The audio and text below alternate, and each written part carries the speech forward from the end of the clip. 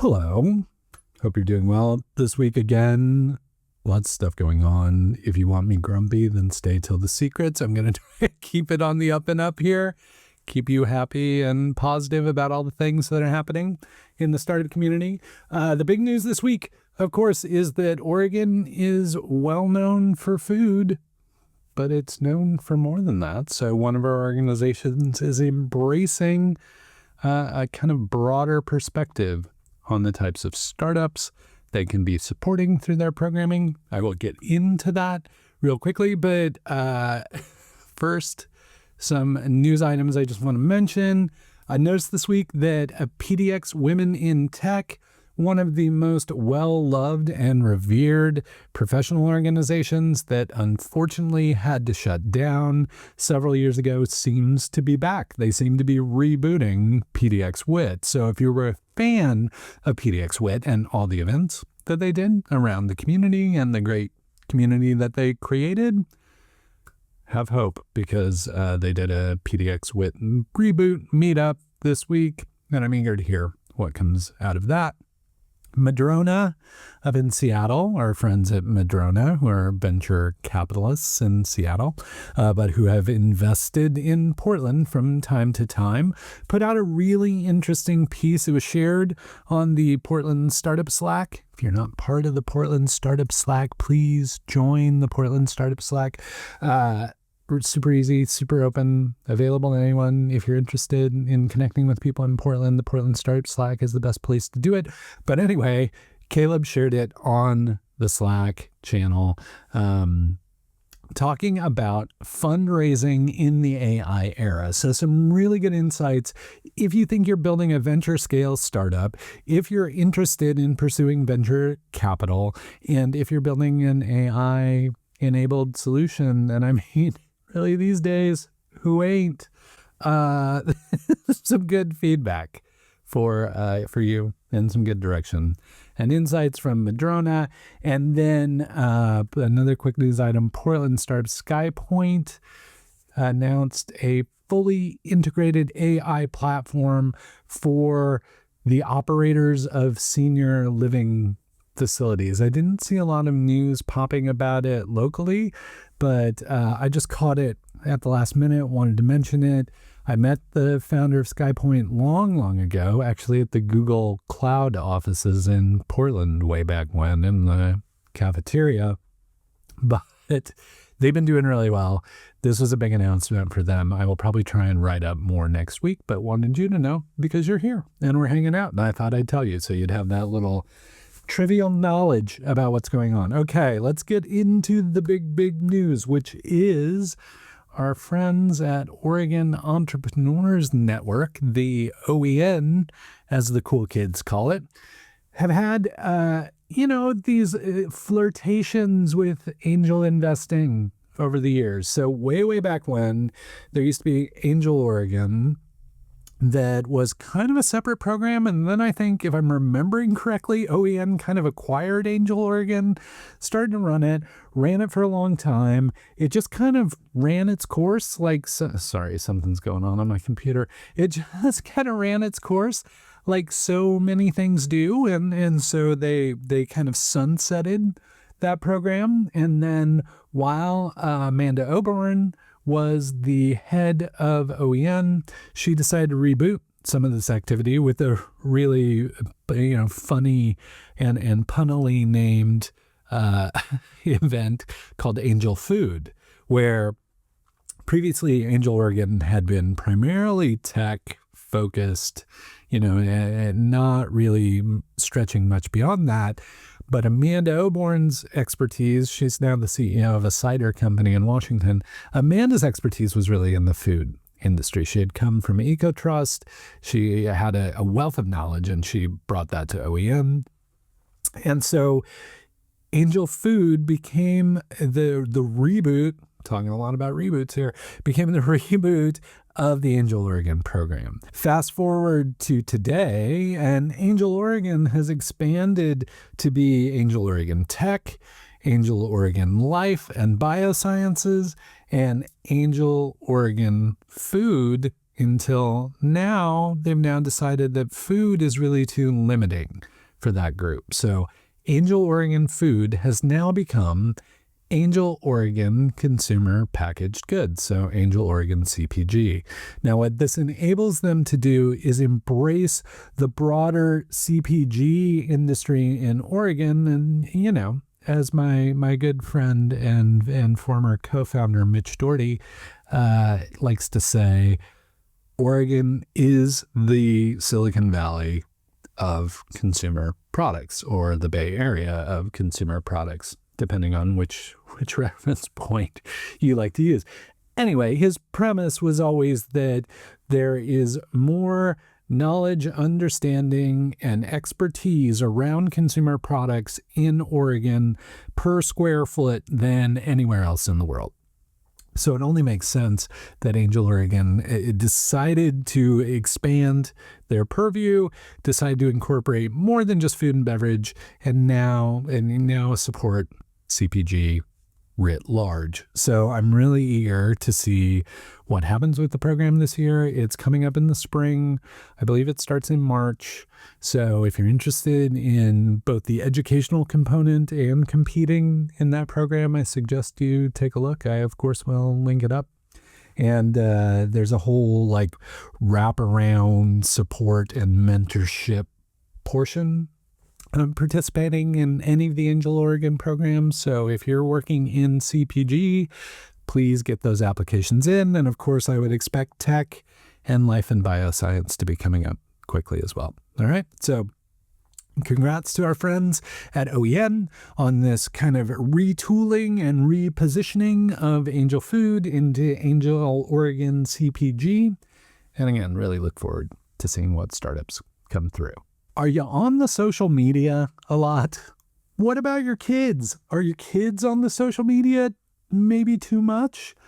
Well, that's kind of the problem that Dayo, a local startup, has begun to explore more specifically. So Dayo was designed to reward anyone for staying off social media. Basically, like they have partnerships with all these amazing brands, and they say, you know, if you can stay off social media, you can be on for this amount of time, but then if you leave, then you kind of retain these dollars, points kind of things that can be spent with specific brands. You know, maybe you can get some discounts on books at Powell's.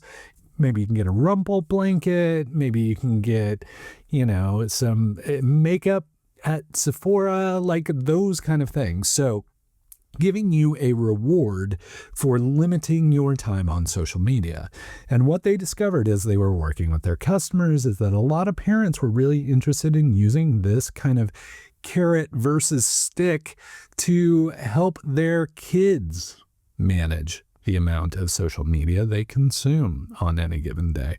And so now it's not really a pivot, it's just kind of a repositioning of Dayo, where they're saying, hey parents, if you would like to have that conversation with your kids, if you would like to reward your kids for limiting their consumption of social media, and if you'd like a platform that helps you, manage and moderate all of that, then Dayo is the place to be. So that announcement came out this week. A whole new website and positioning and all those kind of fun things. And I'm a huge fan of Dayo and the founding team. I've had the chance to work with one of the co-founders in a previous startup that he was working on, and I always really appreciate kind of consumer facing products here in Portland. So I'm eager to see where this goes. I think it's a really smart repositioning because they're really getting into that pain point, like the pain point that parents have in negotiating with kids about their use of social media. And Dayo just makes a perfect way to make that a rewarding experience and conversation. So if you're a parent who's experiencing similar challenges, talking with your kids about limiting their consumption of social media, I highly suggest you check out Dayo. Okay, speaking of serial founders, Travis Rush, founder of Sidebox, exited Johnson & Johnson. He started this new company called Reperio. And what Reperio does is really get preventative medicine testing kind of stuff to people in their homes so that they can take those tests, get results, and understand how to manage their health or their potential health concerns more efficiently and effectively. So much like Sitebox sent folks contacts, Reperio sends folks these preventative tests that they can run in a home environment, and then again, as I said, manage the results. Well, part of the challenge of getting those tests to people is getting them to people's homes. And you know who has some great infrastructure for getting stuff to folks? That's right, Amazon. Amazon's built that infrastructure for getting stuff to folks. And so the news this week was Reperio has partnered with Amazon to get these preventative testing kits to people more effectively and efficiently. I haven't dug into this a ton. I just saw the news. I'm going to spend some more time exploring it. You know, Reperio keeps a pretty low profile, except I often go by their office in Southeast Portland and see their name on the side of the building. So they're often top of mind for me, but I would like to do a better job and be more diligent about tracking on the work that Reperio is doing, because they're really interesting founding team, serial founders on the founding team, and could be very much one of those startups in town that when people ask, what, you know, talk to me about a startup in Portland. I mean, I talked about last week, we got like Ahead Computing now is definitely one of those. We've got Agility Robotics down near Salem that we can talk about as an Oregon startup. But if you're looking for a local Portland startup working in the wellness and healthcare and preventative medicine space, Reperio should be on the tip of your tongue. I kind of hate to do this because I don't know if you've noticed lately, but like all the news channels are like doing a lot of Washington news lately. And I'm like, you're a Portland news channel, quit talking about Washington. But there's big news in Washington that I have to talk about. So call me a hypocrite. I don't care. This is what I do. So in Washington, they are considering some tax reform, which is really scary for the startup community. So as you well know, Washington has no income tax. They have sales tax, but they have no income tax. And if you've been in Portland or in Oregon for any amount of time in the startup community, you know the running joke is if you see a startup founder move from Portland to Vancouver, then you just kind of set your alarm for 6 months or so, because that's when their company is going to exit. Like everybody leaves here to move to Washington, where there's no income tax, and have been lower taxes for capital gains and qualified small business stock to date. But now the problem is the state of Washington is rethinking qualified small business stock and capital gains. So startups have been meeting with folks in Olympia, trying to convince them that this is not a good direction to take, that this could severely impact startup activity in Washington, could be extremely detrimental, and it would be harsh for some of the new projects that are going in Vancouver, Washington, where they've really started to gain some amazing momentum. They have some really interesting programs they're standing up with North Bank Innovations and the VIC, and I would hate to see that kind of thing get derailed by political bureaucrat stuff that they just don't understand the direct impact that they're proposing. They're thinking, they're like, oh, VCs everywhere are getting rich because of this tax law. And the reality is they would negatively impact founders and early employees at startups. So I don't think they quite get that. I want to make sure it's on your radar if you're in Vancouver and, you know, have the wherewithal to contact your local representatives and contact the Washington State folks to give them your feedback and to convince them that this is not the right move if they're looking to remain at the forefront of innovations and startups in that state. How caustic could these changes be? Well, let me read a quote from our friends at GeekWire about what this could do to the startup community.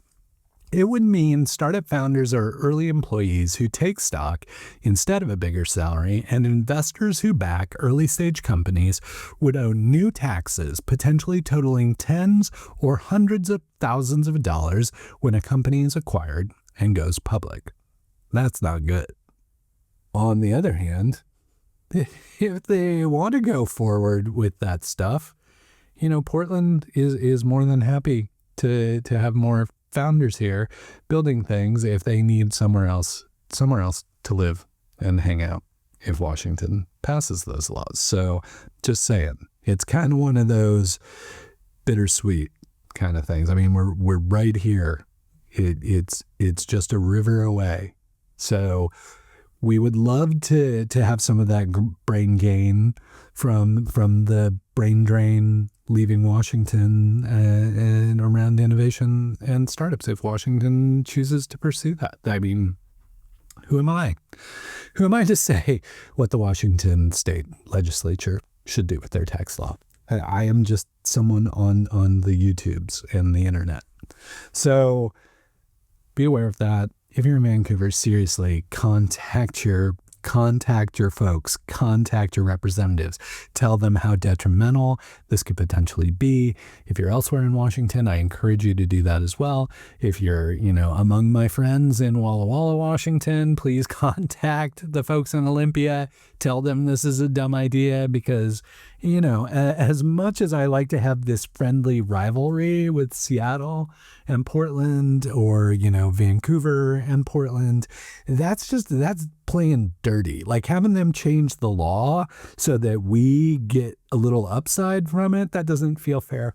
That doesn't feel fair. I want to play fair. I want it to be a fair, fun competition between the two. So I wanted you to be aware of that. If you're in Vancouver, please take the opportunity to contact your local representatives and tell them to vote no on the proposed qualified small business stock and capital gains tax changes in Washington. Okay, and then finally, I don't often talk about like retail restaurant activity here, but I am a huge fan of the work of Angel Medina. I mostly here talk about Todos Media, which is his media company that does like great, high production food, coffee, spirits kind of content on YouTube and has tens of thousands, if not hundreds of thousands of followers at this point. That's where I most often encounter Angel, but he also is a restaurateur and has owned coffee shops and those kind of things. And one of his restaurants, he just has decided it is not worth the effort to struggle to keep it open these days. So Republica will be shutting down.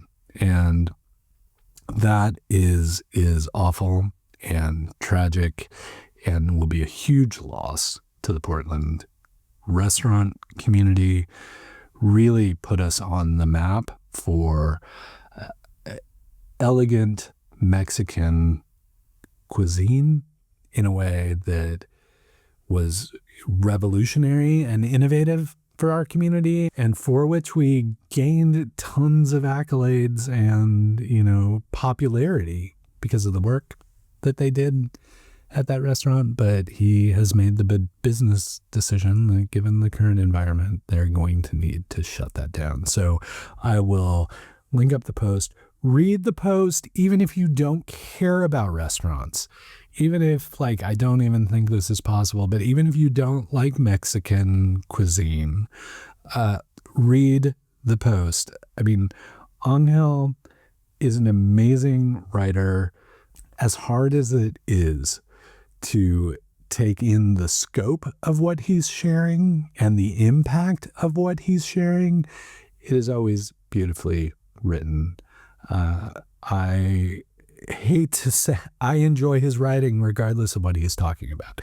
And he's lately talking about some really fucking hard things.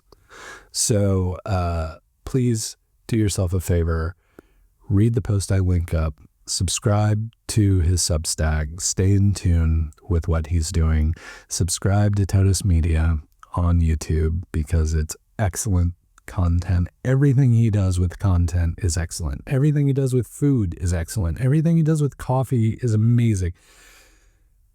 Just do yourself a favor and subscribe to the Substack so you can stay in the loop, and subscribe to the YouTube channel so you can stay in the loop there. And again, sorry to see Republica go, but totally understand the businessy decisions required to make that happen. Okay. All right. So that's it.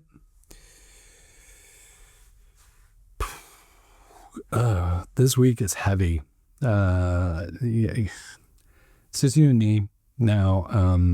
This is generally the point in time where I share some secrets or behind the scenes stuff. This is generally where I deal with my gonzo journalism part of it. I don't like being part of the story. There are times where I am part of the story, and I try and share that stuff here so that you don't have to listen to it at the top. If you don't want to, you can just come here later and listen to me complain about what's going on. I don't think I'm going to edit this much.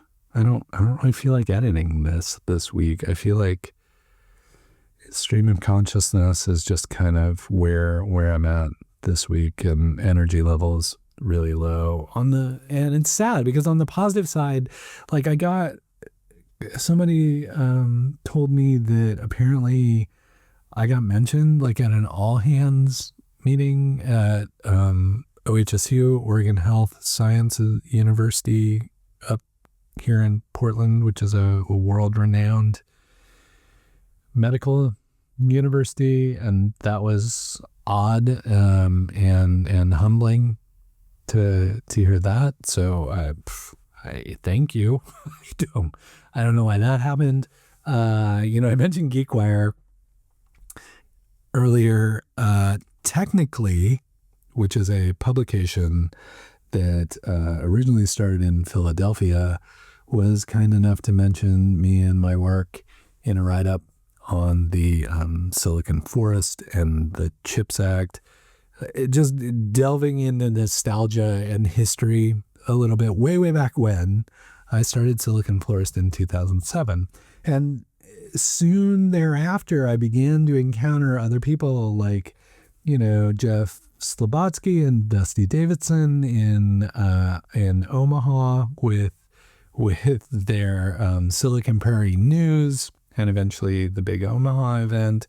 And Sean Blanda was another one back then, 2009 or so, that was working on what was called Technically Philly, which was the Philadelphia startup community blog that covered everything, like Silicon Prairie News covered the Midwest. And of course, John and Todd up in Seattle kind of saw those things happening and were like, hey, we should do something for Seattle. And now GeekWire has become this massive thing that they did exceptionally well. And I'm always a huge fan. Back in the day, we used to be kind of like similar, like in terms of size and impact, but they've absolutely knocked it out of the fucking park with GeekWire. So I don't really even I don't really even warrant competition from GeekWire these days. But if we want to pick up that friendly competition again,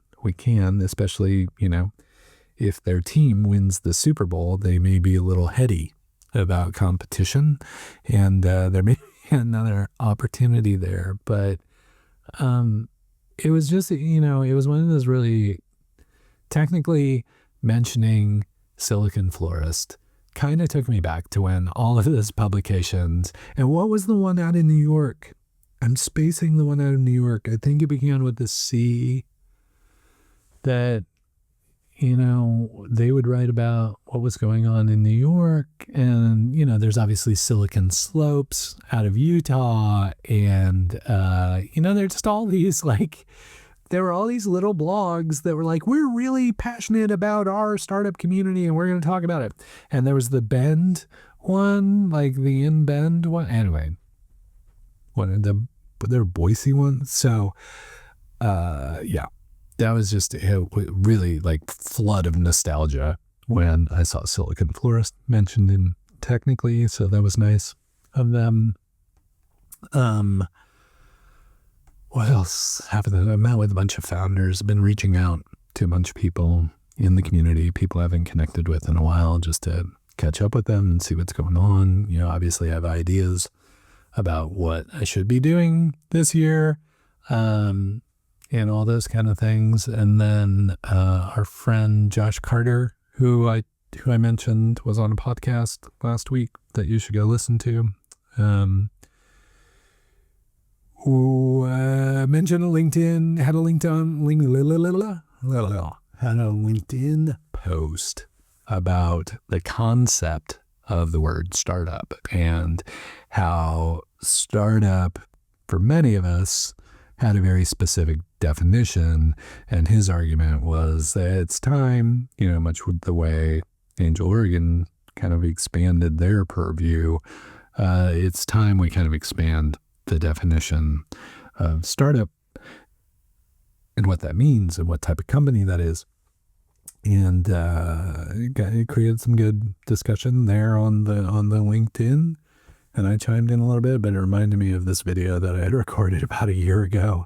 A couple of videos, actually, that just kind of were circling around the same thing. And that, for the longest time, startup and venture scale were synonymous. But as startups have become part of popular culture, entrepreneurship and startup have become more synonymous. Anyway, it was just interesting, things to think about in the community, things to consider in terms of who feels like they're part of the community and who feels ostracized by the language we use. So those things are always important to think about. Man, this week was just heavy. So heavy. It was a heavy week. And if somebody as fucking privileged as me is feeling like it's a heavy week, I cannot even begin to fathom what other people are going through. But I want you to take care of yourself. Please hang in there. And until we get the chance to chat again, please keep up the good work.